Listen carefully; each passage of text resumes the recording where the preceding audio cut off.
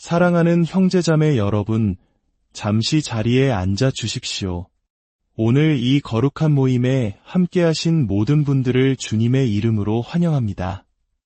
오늘 말씀을 나누기 전 잠시 여러분께 부탁의 말씀을 드립니다.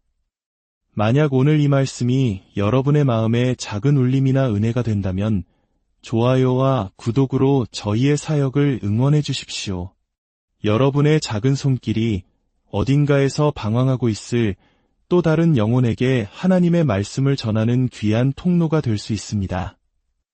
이 복음의 씨앗을 퍼뜨리는 일에 동참해 주시는 모든 분들의 삶과 가정 위에 하나님의 크신 평강과 축복이 함께하기를 간절히 기도합니다. 지난 가을에 알게 된 한 형제가 있었습니다. 그는 불과 54살의 나이로 이번 주에 영원으로 떠났습니다. 이제 그는 주님 품 안에 있습니다. 이 소식을 접하며 저는 여러분 모두에게 다시 한번 상기시켜드리고 싶었습니다. 우리의 삶은 참으로 소중하고 하나님께서 주신 선물이며 지극히 일시적이라는 사실을 말입니다. 주님께서 당신의 어리석음에서 벗어나도록 도와주시기를 기도합니다.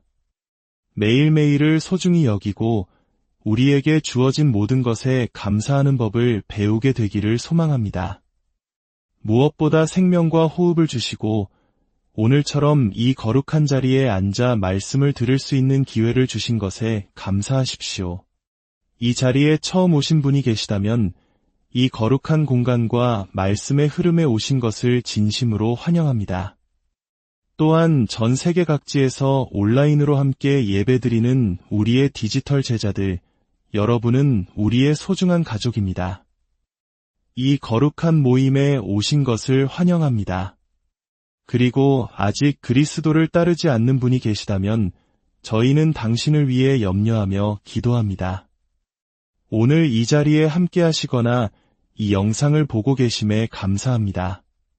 죽음이 당신을 하나님 나라 밖에서 발견하지 않기를 선포되는 말씀이나 찬양, 혹은 이 모임 밖에서의 고요한 순간에 성령의 능력으로 당신이 빛의 왕국으로 인도되기를 간절히 믿고 기도합니다. 그렇지 않으면 당신은 영혼의 저편에서 생애 가장 큰 충격과 함께 깨어나게 될 것입니다. 우리는 지금 마태복음을 통과하는 여정에서 가장 중요한 시리즈 중 하나의 마지막 순간에 와 있습니다. 서기 1세기에 버림받은 유대인이었으나 그리스도의 제자가 되어 자신의 이름이 붙은 이 성경을 쓴 마태. 우리는 입성과 종말이라는 시리즈를 통해 우리 주 예수 그리스도의 마지막 행적과 마지막 말씀을 따라 걷고 있습니다. 저는 임종을 앞둔 사람의 마지막 말이 매우 중요하다고 생각합니다. 그가 당신에게 남긴 마지막 말은 무엇보다 소중합니다. 이 생에서 우리가 귀 기울여야 할 마지막 말이 있다면 그것은 바로 당신이 주님이며 구원자라 부르는 분의 마지막 말씀일 것입니다. 이것이 오늘 우리가 본문에서 공부할 말씀이며 단지 마지막 말씀일 뿐만 아니라 예언의 말씀이기도 합니다. 오늘 본문 말씀은 마태복음 24장 36절에서 51절입니다. 오늘 말씀의 제목은 깨어있으라입니다. 이 두 단어는 지금 이 시대에 우리에게 절실히 필요한 말입니다. 제가 그리스도의 몸된 교회를 위해 기도하는 두 단어입니다. 이 시대에 너무나 중요한 오늘 본문 중심에 묻혀있는 두 단어입니다. 잠들지 마십시오. 당신의 무관심과 무기력에서 일어나십시오. 어리석음에서 깨어나십시오. 감긴 눈을 뜨고 막힌 귀를 여십시오. 하나님 아버지, 이것이 이 자리에 있는 제 형제자매들을 향한 제 마음의 기도가 아니겠습니까? 이것이 당신의 아들딸들을 향한 아버지의 간절한 외침이 아니겠습니까? 날마다, 주일마다 우리에게 깨어있으라고 호소하시는 당신의 음성이 아니겠습니까? 우리의 잠과 졸음에서 벗어나 무관심과 무기력에서 구원받으라는 성령의 부르심이 아니겠습니까? 전 세계 교회를 향해 경종을 울리고 계시지 않습니까? 지금이 바로 당신의 자녀들이 깨어날 때가 아니겠습니까? 주님, 이 공간 안에서 그 일을 행하여 주시옵소서. 이 마지막 때에 우리가 시간을 낭비하고 장난치며 이 소중한 순간들을 당연하게 여기는 삶에서 우리를 구원하여 주시옵소서. 당신의 아들, 딸들을 깨워 주시옵소서. 저의 연약함과 부족함 속에서도 그 누구도 제대로 설명할 수 없는 위대한 당신의 말씀을 선포할 수 있도록 도와주시옵소서. 이 말씀이 어떻게든 이해되고 기먹은 자의 귀에 헛되이 떨어지지 않게 하옵소서. 이것이 저의 간절한 간구입니다. 전능하시고 장엄하시며 비할 데 없으신 우리 왕, 곧 다시 오실 주 예수 그리스도의 이름으로 기도합니다. 하나님의 모든 자녀들이 함께 아멘 합시다. 아멘, 아멘. 형제자매 여러분, 오늘 아침 기도 골방 바닥에 엎드려 눈물로 여러분을 위해 부르짖을 때 성령께서 제게 한 가지를 깨닫게 해주셨습니다. 여러분이 지금 듣고 있는 그 어떤 소셜미디어나 팟캐스트의 내용보다 이 시대의 그리스도의 말씀과 가르침보다 더 중요한 것은 아무것도 없다는 사실을 말입니다. 당신의 삶에서 지금 하고 있는 그 어떤 노동이나 활동도 하나님의 뜻과 그리스도의 말씀에 직접적으로 연결된 것들보다 중요하지 않습니다. 저에게 가장 비극적인 일은 지금 이 순간을 살아가는 수많은 사람들이 자신의 삶의 끝에 도달하여 영원의 저편에서 눈을 떴을 때 인생 최대의 충격을 경험하게 되는 것입니다. 하지만 그보다 더 비극적인 것은 무신론자들이나 이런 예배에 수년간 팔짱을 낀 채 마음을 닫고 귀를 막은 채 앉아있는 사람들입니다.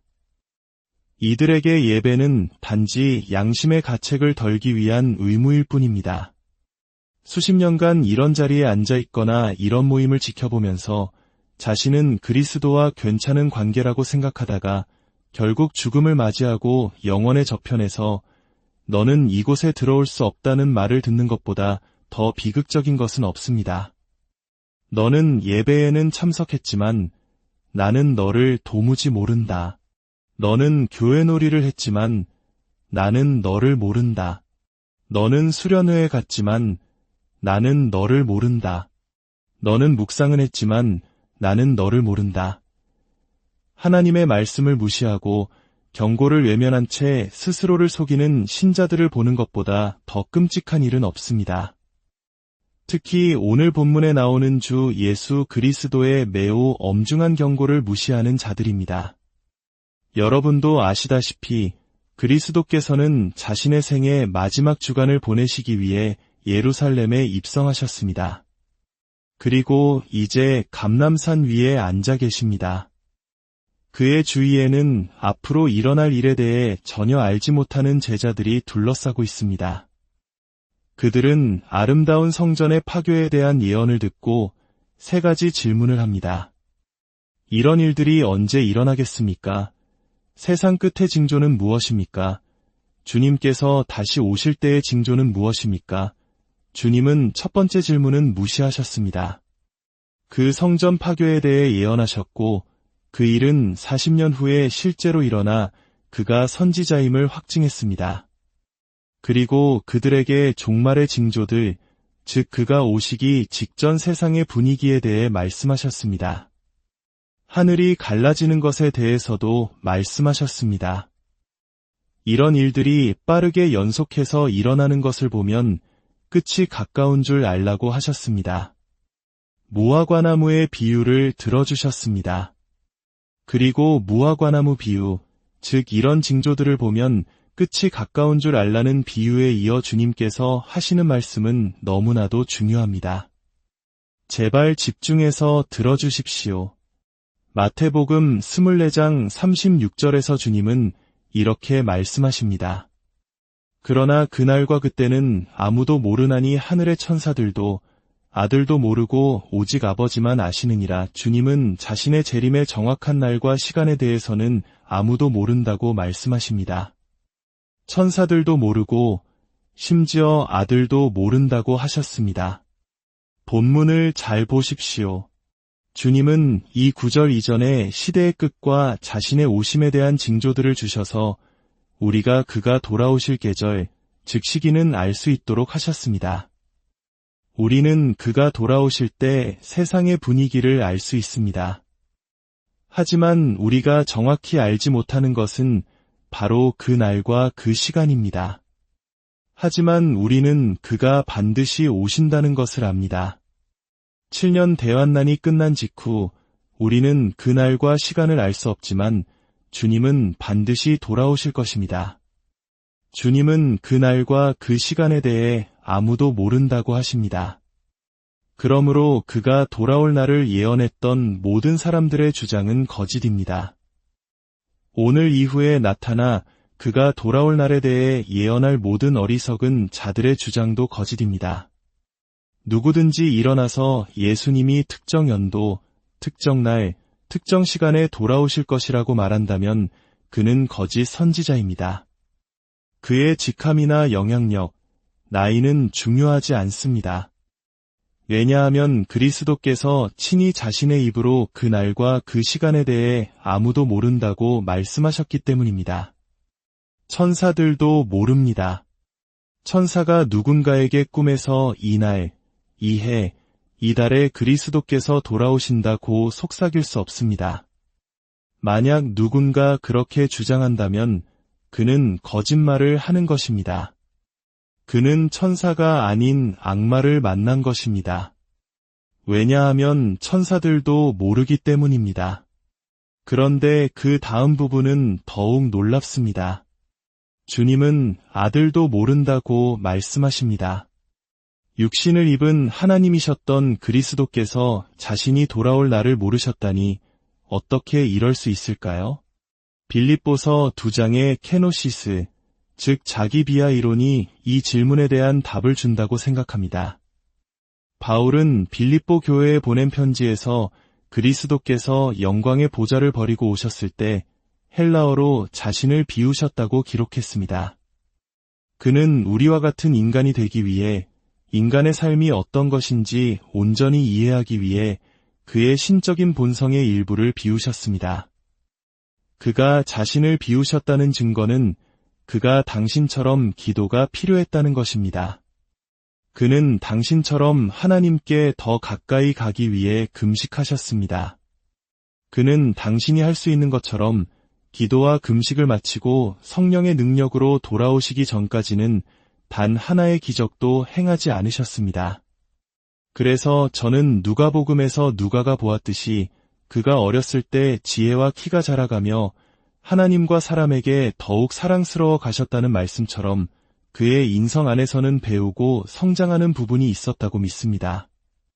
그는 당신처럼 온전한 인간이었기에 기도해야 했고 금식해야 했습니다. 그래서 당신이 겪는 모든 시험과 유혹을 이해하실 수 있었습니다. 히브리서 기자는 우리에게 모든 것을 이해하시는 대제사장이 계시므로 우리는 위선적인 모습을 버리고 담대하게 그에게 나아가야 한다고 말합니다. 언제 담대하게 나아가야 합니까? 도움이 필요할 때, 자비와 은혜가 필요할 때입니다. 마음이 아플 때 담대히 나아가십시오.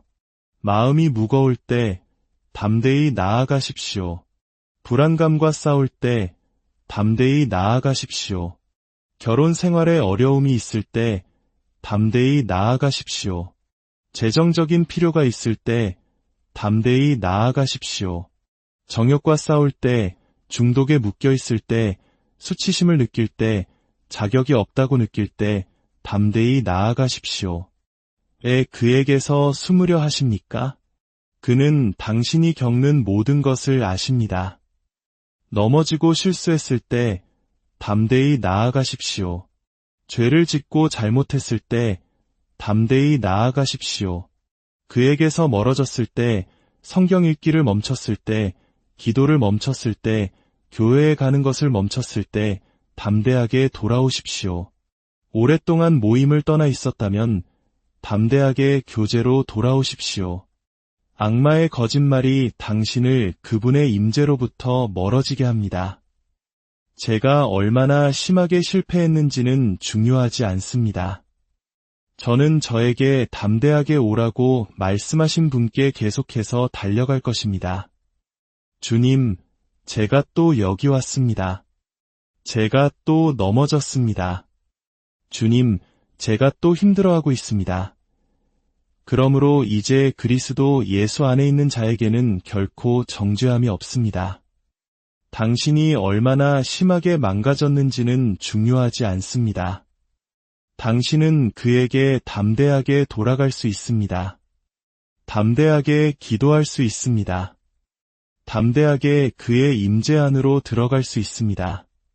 그가 이 땅에 계셨을 때 그는 우리와 같은 인간이셨습니다.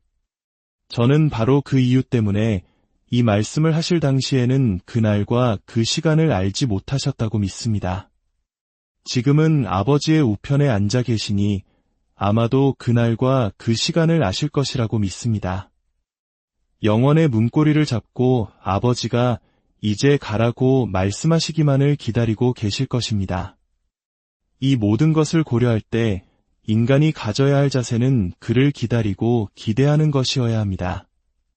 하지만 주님은 노아 시대 사람들의 자세가 어떠했고 오늘날 사람들의 자세가 어떠하며 앞으로 사람들의 자세가 어떠할 것인지를 말씀해 주십니다. 부디 여러분은 그런 사람이 아니기를 바랍니다. 37절입니다. 노아의 때와 같이 인자의 임함도 그러하리라. 홍수전에 사람들이 먹고 마시고 장가들고 시집가고 있었습니다. 이 구절에서 세 가지 거대한 진실에 주목하고 싶습니다. 첫째, 주 예수님은 자신의 입으로 노아의 역사적 실존과 전 지구적 홍수가 실제 있었던 일임을 확증하셨습니다. 예수님은 노아와 홍수를 신화처럼 말씀하지 않으셨습니다. 창세기 6장에서 9장에 기록된 대로 노아의 존재와 전 지구적 홍수의 존재를 확증하셨습니다. 이는 누군가 그 역사적 기록을 조롱할 때 우리는 그 어리석은 사람의 말을 믿을 것인지 그리스도의 말씀을 믿을 것인지 결정해야 함을 의미합니다. 둘 중 하나는 거짓말쟁이입니다. 그리고 그것은 결코 그리스도가 아닙니다. 세상은 지금도 전 지구적 홍수의 증거로 가득 차 있습니다. 과학자들은 물속에서만 자라는 생물인 플랑크톤을 산 정상에서 발견했습니다. 성경은 물이 가장 높은 산 위로 솟아올랐다고 말합니다. 둘째로, 노아는 주님께서 방주를 지으라고 명하셨을 때 500세였습니다. 그리고 창세기 기록을 보면 그가 방주에 들어갔을 때 600세였습니다. 이는 그가 방주를 짓는데 100년의 세월을 보냈다는 의미입니다. 그의 인생의 상당 부분을 사람들이 이해하지 못하는 하나님의 명령에 순종하며 보낸 것입니다. 그는 마른 땅 위에서 100년 동안 배를 짓고 있었습니다. 사람들은 비를 본 적이 없었습니다. 그들은 아마 그를 조롱하고 비웃었을 것입니다. 당신 뭐 하는 거요? 그는 사람들의 모리의 속에서도 주님으로부터 받은 말씀을 굳게 붙들었습니다. 이것이 바로 당신이 사람들이 이해하지 못할 때에도 하나님께 순종해야 하는 이유입니다. 주님은 당신이 이해받기 위해 부르신 것이 아니라 순종하기 위해 부르셨습니다. 셋째로, 베드로후서 2장 5절은 노아가 의를 전파하는 자였다고 말합니다. 이는 그가 방주를 짓는 100년 동안 말씀을 전파했다는 의미입니다. 짓고, 전파하고, 짓고, 전파하고, 무시당하면서도 계속해서 전파했습니다. 그러다 마침내 첫 빗방울이 떨어지고 물이 차오르기 시작했을 때 사람들은 방주 문을 두드리며 외쳤을 것입니다. 들여보내 주시오. 물이 차오릅니다. 하지만 이미 늦었습니다. 비가 내리기 전에 경고를 들었어야 했습니다. 왜 교회에 있을 때 듣지 않았습니까? 왜 선포되는 하나님의 말씀을 무시했습니까? 노아의 때에 사람들은 결혼하고, 마시고, 시집가고 있었습니다. 즉, 그들은 하나님과 그의 말씀, 경고를 제외한 모든 것에 몰두하며 일상생활을 하고 있었습니다. 지금 우리가 하는 것과 똑같습니다. 그리스도 없이, 하나님 없이 그냥 살아갑니다. 결국 심판에 휩쓸려 갈 때까지 말입니다. 왜입니까? 당신은 평생 당신이 하고 싶은 일만 했습니다. 하나님께서 우리에게 하라고 명하신 일, 즉 마지막 숨을 거둘 때까지 그의 말씀에 신실하라는 명령은 결코 행하지 않았습니다. 40절입니다. 그가 오실 때 이런 일이 일어날 것입니다. 그때에 두 사람이 밭에 있음에 한 사람은 데려가고 한 사람은 버려둠을 당할 것이요 두 여자가 맷돌질을 하고 있음에 한 사람은 데려가고 한 사람은 버려둠을 당할 것이니라. 많은 사람들이 이 구절을 휴거에 관한 것으로 오해하지만 주님은 자신이 다시 오실 때에 대해 말씀하고 계시므로 휴거에 대해 말씀하시는 것이 아닙니다. 휴거는 7년 대환난이 시작될 때 일어납니다. 여기서 데려간다는 동사는 심판으로 데려간다는 의미입니다. 즉, 주님이 오실 때 한 사람은 심판으로 데려가고 다른 사람은 남겨질 것입니다. 한 여인은 심판으로 데려가고 다른 사람은 남겨질 것입니다. 그가 오실 때 그는 그를 대적했던 자들, 구원받지 못한 자들을 제거하실 것이고 남은 자들은 그가 세우실 천년왕국에 들어가게 될 것입니다. 그가 오실 것이기 때문에 사람들이 방심하고 있을 것이기 때문에 평생 교회를 다니면서도 잠들어 있을 것이기 때문에 주님은 42절에서 이렇게 말씀하십니다. 그러므로 깨어있으라 어느 날에 너희 주가 임할는지 너희가 알지 못함이니라. 주님의 오심을 기대하며 매일을 살아가십시오. 어떻게 깨어있을 수 있습니까? 기도 생활을 하십시오. 말씀을 아십시오. 성경적인 공동체 안에 있으십시오. 복음에 대해 진지한 사람들과 함께 하십시오. 무관심에서 벗어나십시오. 죄에서, 교만에서 벗어나십시오. 그리스도를 추구하십시오. 깨어있고 경계하며 정신을 차리십시오. 당신의 마음을 점검하여 당신이 정말로 구원받았는지 확인하십시오. 그것은 단지 교회 출석입니까? 아니면 진정한 관계입니까? 주님은 깨어있으라는 권고를 단순한 이야기로 강화하십니다. 43절입니다. 너희도 아는 바니 만일 집 주인이 도둑이 어느 시각에 올 줄을 알았더라면 깨어있어 그 집을 뚫지 못하게 하였으리라. 이러므로 너희도 준비하고 있으라. 생각하지 않은 때에 인자가 오리라. 만약 어떤 사람이 새벽 3시에 도둑이 들 것을 안다면 그는 그 도둑을 위해 만반의 준비를 할 것입니다. 제가 이미 온다고 말씀드렸습니다. 언제 준비해야 합니까? 바로 지금입니다. 당신이 올바르게 되기를 기다리는 동안, 순종하기를 기다리는 동안, 신실해지기를 기다리는 동안, 섬기기를 기다리는 동안, 헌신하기를 기다리는 동안, 기도하기를 기다리는 동안, 언제 준비해야 합니까? 바로 지금입니다. 그리고 주님은 대조적인 비유로 끝을 맺으십니다. 45절입니다. 충성되고 지혜 있는 종이 되어 주인에게 그 집 사람들을 맡아 때를 따라 양식을 나누어 줄 자가 누구냐. 주인이 올 때에 그 종이 이렇게 하는 것을 보면 그 종이 복이 있으리로다. 내가 진실로 너희에게 이르노니 주인이 그의 모든 소유를 그에게 맡기리라. 주님은 묻습니다. 누가 충성되고 지혜로운 종이냐? 준비된 사람이 바로 충성되고 지혜로운 사람입니다. 그리고 본문은 그의 집이라고 말합니다. 이는 모든 종이 청지기임을 의미합니다. 즉, 아무도 어떤 것도 소유하지 않는다는 뜻입니다. 주님은 내가 올 때 누가 신실한 청지기가 될 것인가를 묻습니다. 당신의 시간, 당신의 돈, 당신의 관계, 당신의 기회, 당신의 사명에 대해 누가 신실한 청지기가 될 것입니까? 당신이 소유한 모든 것은 당신이 관리하도록 맡겨진 것입니다.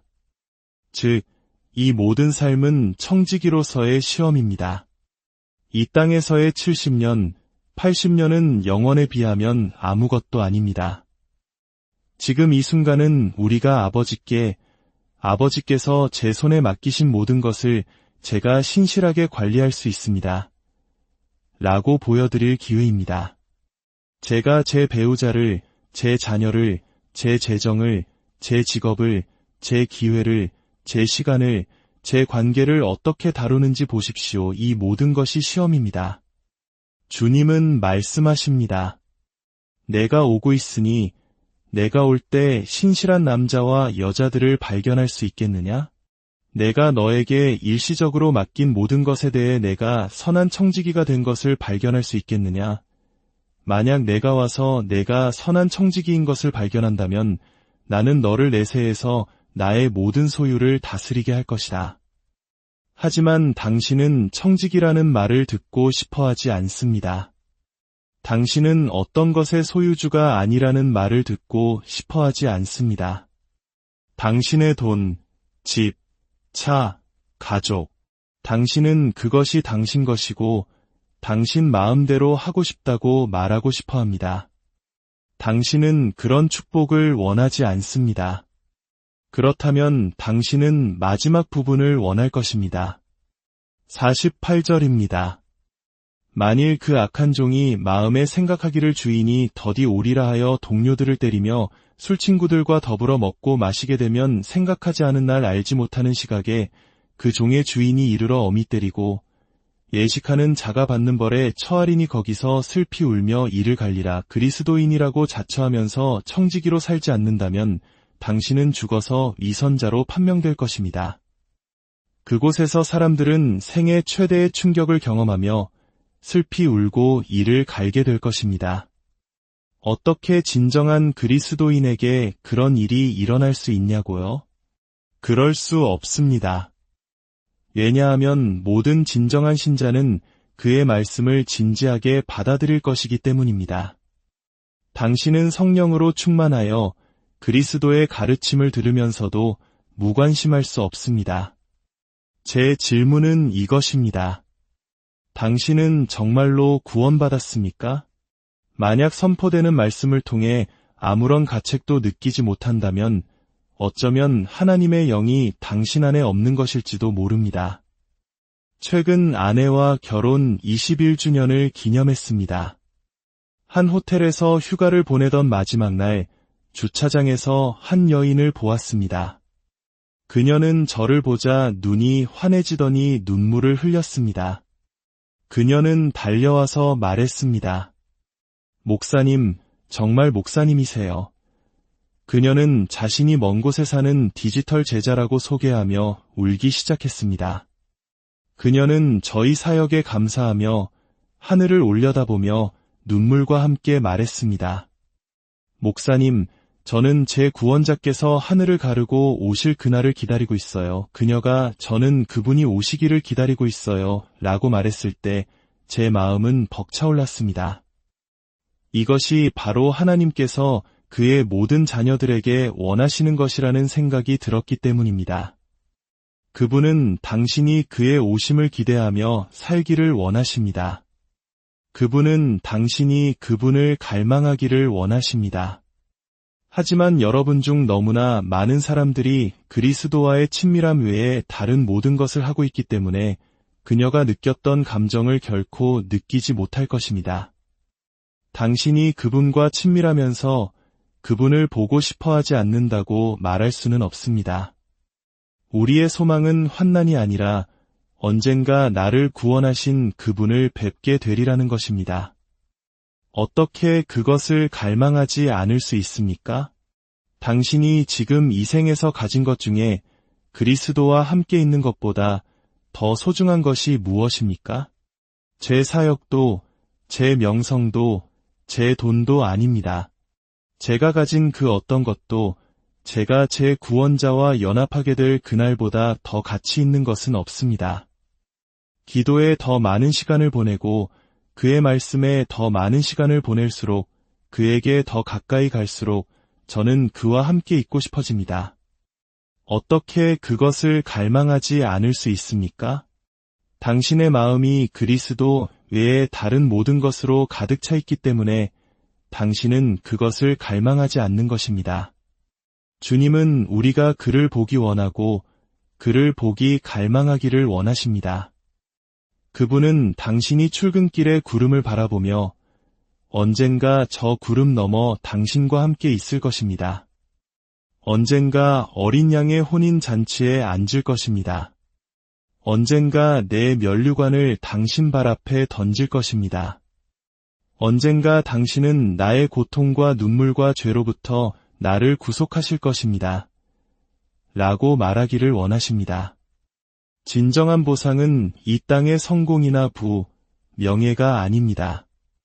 저의 보상은 바울과 함께 나는 선한 싸움을 싸우고 나의 달려갈 길을 마치고 믿음을 지켰으니 라고 말할 수 있게 되는 것입니다. 여러분의 경주가 아닌 당신 자신의 경주를 마치십시오. 이제 나를 위하여 위의 면류관이 예비되었으므로 주께서 그것을 내게 씌워주실 것입니다. 저는 그 면류관을 받아 그의 발 앞에 내려놓고 그의 피로 물든 제 옷을 바라보며 그리스도께서 저를 위해 행하신 일에 대해 영원토록 감사할 것입니다. 여러분이 이 생에서 추구하는 그 어떤 꿈이나 야망도 그보다 더 위대한 것은 없습니다. 아무것도 없습니다. 그래서 저는 그분을 갈망합니다. 저는 그분을 볼 날을 생각합니다. 기도 골방에서 그의 얼굴을 볼 날을 상상합니다. 그의 눈을 들여다볼 때 불타는 듯한 그의 눈은 제 영혼을 녹일 것입니다. 이제 모든 머리를 숙이고 모든 눈을 감으십시오. 이 방에 그리고 이 영상을 보는 분들 중에 하나님으로부터 멀리 떨어져 있는 분들이 있습니다. 당신은 교회 놀이를 하며 시간을 보냈습니다. 당신은 휩쓸려가 방주의 문을 두드리겠지만 문은 닫혀 있을 것입니다. 그러나 주님은 당신이 멸망하기를 원하지 않으셔서 그의 아들을 보내 십자가에 못 박혀 당신과 저의 죄를 위해 죽게 하셨습니다. 누구든지 죄에서 돌이켜 주 예수 그리스도를 믿으면 구원을 얻으리라고 말씀하십니다. 주님은 당신을 위해 이 날이 올 것을 알고 계셨습니다. 완전한 항복 외에 당신에게 무엇이 더 필요하겠습니까? 만약 제가 당신에게 말하고 있다면 지금이 바로 당신의 마음속에서 당신의 자리에서 기도하기 시작할 순간입니다. 주님, 제 죄를 용서해 주십시오. 제 삶을 당신께 드립니다. 더 이상 장난치지 않겠습니다. 저의 모든 것을 당신의 모든 것을 위해 드립니다. 항복하십시오. 다음 주에는 이 기회가 없을 수도 있습니다. 이제 저만 볼 수 있습니다. 만약 당신이 방금 항복했고 저에게 기도를 부탁하고 싶다면 제가 셋을 세면 손을 들어주십시오. 제가 누구를 위해 기도하고 있는지 알고 싶습니다. 하나, 주님께서 당신을 부르고 계셨습니다. 둘, 오늘이 구원의 날입니다. 셋, 손을 드십시오. 5.